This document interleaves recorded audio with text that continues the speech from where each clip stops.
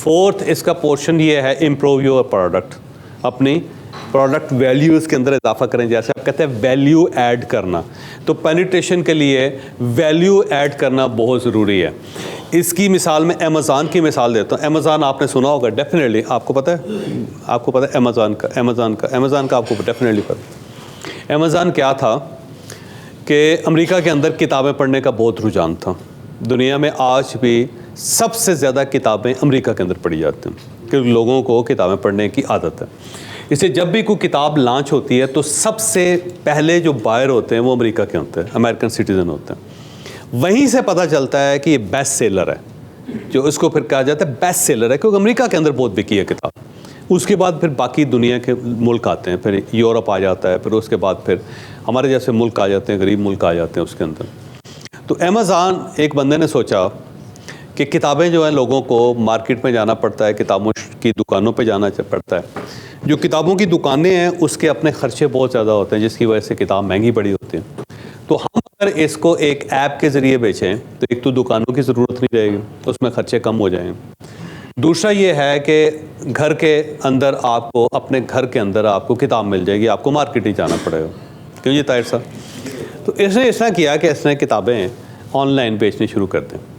और शुरू में लोगों ने कहा कि यार ये क्या बकवास है, नहीं चल सकता, ये आइडिया गलत है।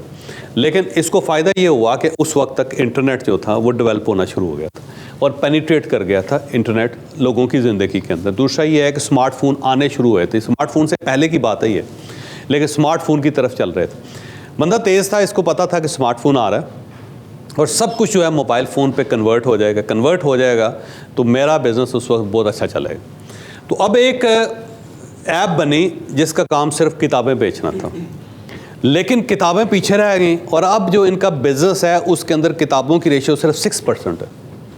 94% जो इनका बिज़नेस है वो ई कॉमर्स है।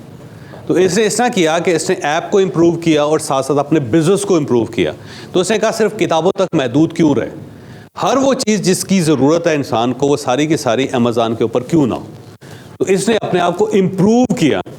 तो आप बिज़नेस के अंदर पेनिट्रेशन के लिए ज़रूरी है कि आप उसको इम्प्रूव करते रहें, वैल्यू ऐड करते रहें। अगर आप वैल्यू ऐड करेंगे तो फिर आप उससे पेनिट्रेट करते रहेंगे, पेनिट्रेशन आपका लेवल बढ़ता जाएगा। और अगर आपने वैल्यू ऐड ना की तो पिछले प्राइस कम कर लें, एक ख़ास हद तक काम करेगा, उससे ज़्यादा नहीं करेगा। एडवर्टाइज़ कर लें, एक ख़ास हद तक करेगा, उसके बाद नहीं करेगा। और अगर आपने उसके बाद थर्ड स्टेप इसके अंदर पेनिट्रेशन के अंदर ये है कि आपने हर सूरत अपनी प्रोडक्ट को इम्प्रूव भी करना है। और अगर आप अपनी प्रोडक्ट को इम्प्रूव नहीं कर रहे तो फिर भी आप फंस जाएँ, फिर भी इशू बन जाएगा। इसके साथ साथ ये अमेरिकन एक्सप्रेस है। अमेरिकन एक्सप्रेस एक बैंक था, पहले कोरियर सर्विस से, ये कोरियर सर्विस थी और ये स्पेशल किस्म के लेटर जो थे डिलीवर करते थे। एक कोरियर सर्विस होती है कि आप हर किस्म का ख़त डालते हैं और वो ले जाता है, लेकिन अब आपके लिए ख़त बड़ा इंपॉर्टेंट है। तो अमेरिका के अंदर जो चीज़ इंपॉर्टेंट होती थी वो अमेरिकन एक्सप्रेस को देते थे, क्योंकि ये बंदा इनका अपना खुद जाके लेके जाता था डोर टू डोर और बड़े एक्सक्लूसिवली वो आपको प्रोवाइड करता था। तो जब ये मेल करने लगे तो उसके बाद इन्होंने थोड़ा सोचा कि यार ये सिर्फ ख़त ही क्यों, कई लोगों ने चीज़ें डिलीवर करनी होती है। मसलन किसी आदमी ने अपना सूट डिलीवर करना है, तो अब सूट अगर आम किसी को भेजेगा तो वो ख़राब कर देगा रास्ते में। तो हम इस तरह करते हैं, हम कपड़ों का भी कर देते हैं, ये आप कपड़े भेज सकते हैं। तो हमारा बंदा जाएगा घर से इनके पिक करेगा और उसी तरह लटका के ना सीधा आगे जाकर डिलीवर करते हैं। फिर उन्होंने कहा कि यार ये इसके अलावा लोगों को जेवर भी लोगों ने ट्रांसफ़र करना होता है और भेजना होता है। जेवर बड़ा महंगा होता है, कुरियर कर नहीं सकते। तो फिर अमेरिकन एक्सप्रेस ने अपना जेवरात का भी सिलसिला शुरू कर दिया कि आप इस तरह करें कि आप जेवर भी भेज सकते हैं दूसरे।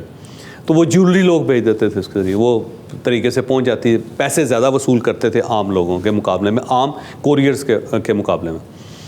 फिर इससे पैसे ट्रांसफ़र करने शुरू कर दिए, मनी ट्रांसफ़र ये है कि आपने $10,000 किसी को भेजना है तो ये $10,000 आपके घर से लेते थे और वहाँ जाकर डिलीवर कर देते थे। ठीक, तो अब इसका कारोबार बढ़ गया। पहले ताहिर साहब इस तरह था कि ख़त जा रहा है, फिर वैल्यूएबल चीज़ें जा रही हैं, फिर इससे पैसे मनी जो है ना वो भी ट्रांसफ़र करनी शुरू कर दी। आपने पैसे दिए तो अमेरिका की दूसरी स्टेट, आखिरी स्टेट के किसी एक घर में इन्होंने डिलीवर करने, इन्होंने पैसे वहाँ पर पहुँचा देने।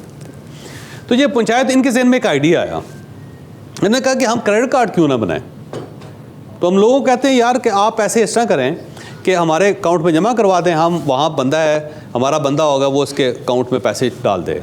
तो इन्होंने एक क्रेडिट कार्ड बनाया, एक ऐसा कि जिसमें एक स्पेशल नंबर था।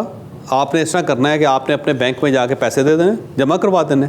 तो अब इनका बंदा पैसे लेने के लिए नहीं आ रहा, और इनका जो दूसरा आदमी उसी क्रेडिट कार्ड के ज़रिए उसे कहना जी कि आपके क्रेडिट कार्ड के अंदर हमने इतने पैसे डाल दिए, अब आप निकाल सकते हैं, ख़र्च कर सकते हैं उसको जाके, ठीक है। या उसको कार्ड भेज दिया, कि जी हमारी तरफ से कार्ड है और इसके अंदर $10,000 आपके हैं, फ़लाँ बंदे ने भेजे हुए हैं, आप इसको यूज़ कर सकते हैं, आप इसको निकाल भी सकते हैं, हमारा ये सेंटर है, आप वहाँ से जाके पैसे भी ले सकते हैं, ठीक हो गए। तो उससे ये क्रेडिट कार्ड बन गया। अब ये दुनिया की तीसरी क्रेडिट कार्ड की कंपनी है। वीज़ा पहले नंबर पे है, दूसरा स्मार्ट कार्ड है, तीसरा जो है ये अमेरिकन एक्सप्रेस है। अब देखें, कोरियर सर्विस थी, क्रेडिट कार्ड की कंपनी बन गई। वो बुक्स सेल्स करते थे अमेज़ॉन, तो दुनिया की सबसे बड़ी ई कॉमर्स की कंपनी बन गई। ये क्या कर रहे हैं, अपने आप को अपग्रेड कर रहे हैं, वैल्यू ऐड कर रहे हैं, ठीक।